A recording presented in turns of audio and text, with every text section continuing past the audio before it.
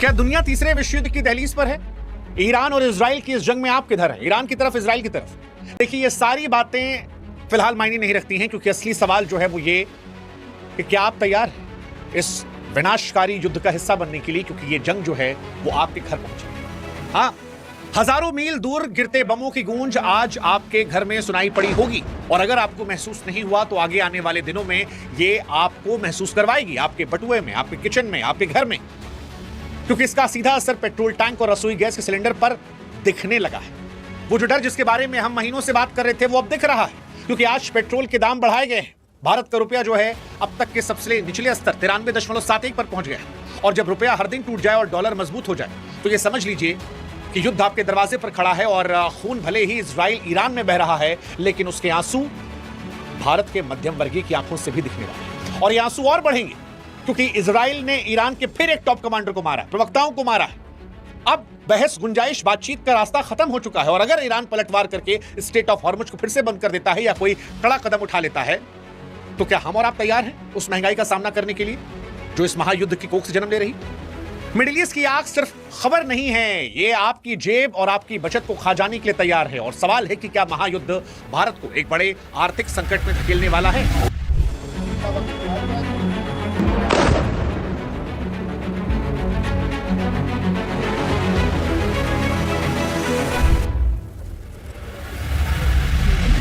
नमस्कार, मैं हूं शुभांकर मिश्रा, और आज की यह खबर बहुत बहुत बहुत बड़ी है, खास है, क्योंकि आग वहां भी लगी है, लेकिन आग हमारे पेट्रोल पंपों और हमारे रुपयों में भी लगी है। और इसलिए आज अब पहला सवाल यही कि क्या ईरान वॉर से पेट्रोल पंप पर आग लगेगी?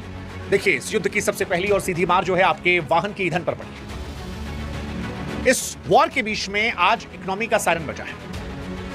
दरअसल सरकारी तेल कंपनियों ने स्पीड और पावर जैसे प्रीमियम पेट्रोल की कीमतों में 2 रुपए से लेकर 2 रुपए 35 पैसे तक की बढ़ोतरी की है। हालांकि राहत की बात यह है कि रेगुलर पेट्रोल की कीमतें भी स्थिर है, लेकिन ग्लोबल मार्केट में कच्चे तेल की कीमतों में उछाल दिखेगा तो फिर ये राहत जो है ये बड़ी क्षणिक है। इंडियन ऑयल ने अपने इंडस्ट्रियल फ्यूल की कीमत में सीधा 25 रुपए का इजाफा किया है। इसके दाम जो है 87.67 से बढ़कर अब 109.59 प्रति लीटर हो गए हैं। तेल और इंडस्ट्रियल फ्यूल जो है महंगा हो गया है। इसका मतलब यह है कि फैक्ट्री में सामान बनाना, उसे आपके घर तक पहुंचाना, यानी ट्रांसपोर्टेशन जो है वो महंगा होने वाला है, और इसका सीधा असर आपकी रसोई पर पड़ेगा, क्योंकि इससे आपके फल, सब्जी, रोजमर्रा की हर चीज के दाम अब महंगे होंगे, आसमान पर जाएंगे। सरकार कह रही है कि हमारी कोशिश है कि आम जनता पर बोझ ना पड़े, लेकिन जिस तरह से अटैक हो रहा है, जिस तरह से हमला, गोला बारूद लगाया जा रहा है, यह तय है कि आने वाले दिनों में रेगुलर पेट्रोल के दाम भी बढ़ेंगे, और वो दिखने शुरू हो गए। गिरता रुपया, महंगा तेल अगर आपको लग रहा है कि आपको नहीं परेशान कर रहा तो हम समझा देते हैं। देखिए, युद्ध के मैदान से दूर भारत की करेंसी इस वक्त सबसे बड़ी लड़ाई लड़ रही है। इसका सीधा संबंध आपकी बचत से है। आज भारतीय रुपया डॉलर के मुकाबले 93.71 के सबसे खराब स्तर पर बना। अब जब रुपया गिरता है, तेल की कीमत बढ़ती है, तो उसका दोहरा हमला आम आदमी पर होता है। भारत अपनी जरूरत का 88% तेल विदेश से खरीदता है, तो इसका सारा भुगतान जो है वो हमें डॉलर में करना होता है। अब रुपया कमजोर होने का मतलब है कि वही तेल खरीदने के लिए सरकार को ज्यादा पैसा खर्चा करना पड़ेगा। इसका सीधा असर देश की महंगाई पर पड़ेगा। जब कच्चा तेल महंगा होगा तो खेत में इस्तेमाल होने वाले खाद से लेकर प्लास्टिक और जरूरी दवाओं तक हर चीज की लागत बढ़ेगी। एक्सपर्ट्स कह रहे हैं कि अगर रुपया इसी तरह गिरता रहा तो विदेशी निवेशक भारत के शेयर बाजार से अपना पैसा निकाल लेंगे, जिससे मार्केट और भी क्रैश हो सकता है या कमजोर हो सकता है। अब ये स्थिति आम आदमी की मेहनत की कमाई और उसके निवेश को दीमक की तरह चाटेगी। सवाल ये कि क्या हमारा रुपया इस झटके को झेल पाएगा, या हमें अभी आगे मंदी का सामना करना पड़ेगा? अब ये सवाल टेंशन वाला एक्चुअली इसलिए है क्योंकि युद्ध में एक के बाद एक बड़े कदम उठ रहे हैं। ईरानी अफसर की मौत हुई है, और ये भारत को क्या महंगी पड़ेगी? देखो भैया, पेट्रोल और रुपया इस वक्त डरावनी हालत में है, ये दुनिया देख रही है, और इसकी वजह मिडिल ईस्ट की तबाही है। लेकिन अब जो खबर है कि ईरान के रिवॉल्यूशनरी गार्ड यानी IRGC के प्रवक्ता जनरल अली मोहम्मद नैनी की एक हवाई हमले में मौत। IRGC ने उनकी मौत की पुष्टि की। हैरानी की बात यह है कि मौत से कुछ घंटा पहले नैनी ने इजराइल और उनके प्रधानमंत्री बेंजामिन नेतन्याहू को धमकी दी थी। ये कहा था कि नेतन्याहू के लिए एक बड़ा सरप्राइज तैयार है। अब ईरान को इजराइल ने सरप्राइज दे दिया है। नैनी ने कहा था कि ईरान की मिसाइल क्षमता अपने चरम पर है, दुश्मन को इसका असर देखने को मिलेगा। यह कहा था कि युद्ध के बावजूद मिसाइलों का उत्पादन ईरान कर रहा है, पर्याप्त हथियार हैं, लेकिन चंद घंटों बाद वो मारे गए। ईरान इसे एक कायराना हमला कह रहा है कि इसकी जवाब में वो कार्रवाई करेंगे, और यही डर जो कार्रवाई का है ये हिंदुस्तान को परेशान कर सकता है, क्योंकि ये आपकी इकॉनमी पर पड़ेगा। हाँ, जनरल नैनी की मौत के बाद डर इस बात का है कि ईरान अपने कमांडर का बदला लेने के लिए दुनिया की नब्ज फिर से न दबा दे। ईरान और इजराइल के बीच ये जंग सिर्फ मिसाइल तक थोड़ी ना है, समुद्री रास्तों पर कब्जे की भी लड़ाई है। दुनिया के कुल तेल व्यापार का लगभग 20% हिस्सा स्ट्रेट ऑफ हॉर्मुज के सक्रिय रास्ते से गुजरता है। ईरान ने पहले भी धमकी दी, अगर हमला होगा तो इस रास्ते बंद करेगा। अब जब हमला बढ़ रहा है और दोस्ती यारी की गुंजाइश खत्म हो रही है, तो फिर ये स्थिति खतरनाक है, क्योंकि हमारे तेल टैंकरों का ये मुख्य रास्ता है। सप्लाई लाइन कटेगी तो तेल की कीमत रातों रात दुगनी होगी। समुद्री रास्तों पर तनाव का मतलब है कि जहाजों का बीमा यानी इंश्योरेंस प्रीमियम बढ़ जाएगा। जब इंश्योरेंस महंगा होगा तो हर सामान की कीमत बढ़ेगी। भारत को डर है अगर ये रास्ता बंद हुआ तो इकोनॉमी की रफ्तार परेशान हो सकती है। सरकार ओमान और बाकी देशों के साथ वैकल्पिक रास्तों पर बात कर रही है ताकि तेल की सप्लाई ना रुके। लेकिन ऐसा लग रहा है कि अब आगे आने वाले समय में गैस और बिजली के दाम बढ़ेंगे।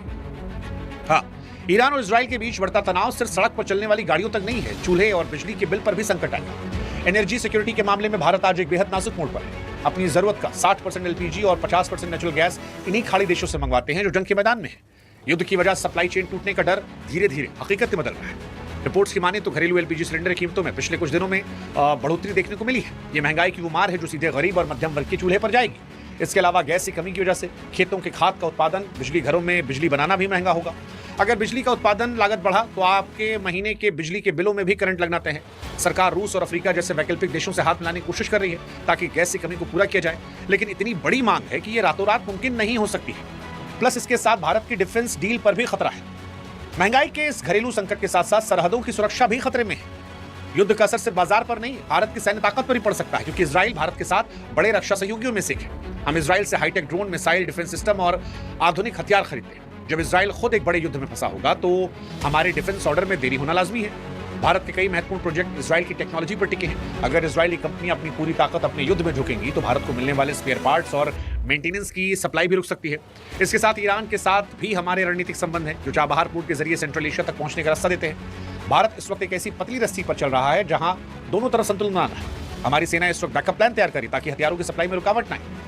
अब कुल मिलाकर ये स्थिति हमें फिर एहसास करा रही है कि रक्षा के क्षेत्र में पूरी तरह आत्मनिर्भर होना बहुत जरूरी आने वाले टाइम। प्लस हमारे लोगों की जान भी असुरक्षित है। ईरान वॉर में करोड़ों भारतीय क्या सुरक्षित है?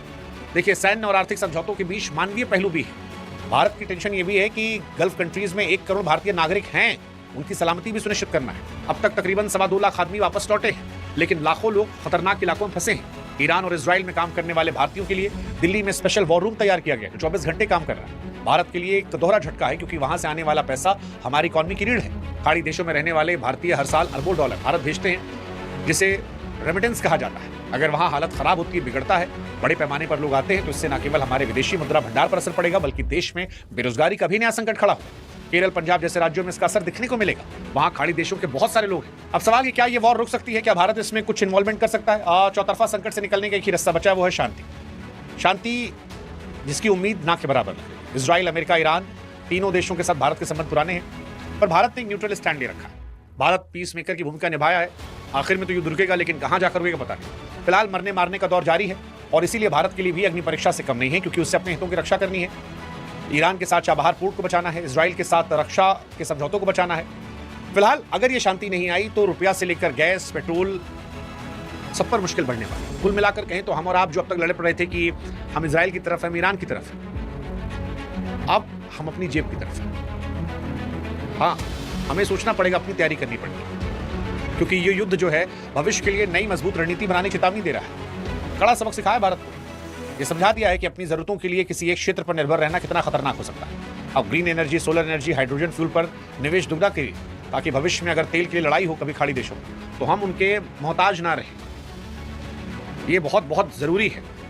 इसके साथ ही रियल टाइम डेटा मॉनिटरिंग के लिए सरकार को नया पेट्रोलियम और नेचुरल गैस ऑर्डर 2026 भी लागू किया है। इसका मकसद है तेल की कालाबाजारी को रोका जाए, सप्लाई पर कड़ी नजर रखी जाए, आत्मनिर्भर हो जाए। अब आत्मनिर्भर होना कोई नारा नहीं रह गया है, आज ये भारत की मजबूरी और जरूरी दोनों चीजें हैं। आपसे क्या आपको लगता है भारत को इस युद्ध में खुलकर किसी का साथ देना चाहिए? क्या वेट एंड वॉच करना चाहिए? भाई दो लोग लड़े तो जीतेगा, देखा जाएगा। फिलहाल उनका युद्ध है, कहानी फिर वही कि खून उनका बह रहा, आंसू हमारे बहेंगे। तैयारी कर लेंगे आप लोग, थोड़ा कम बहेंगे।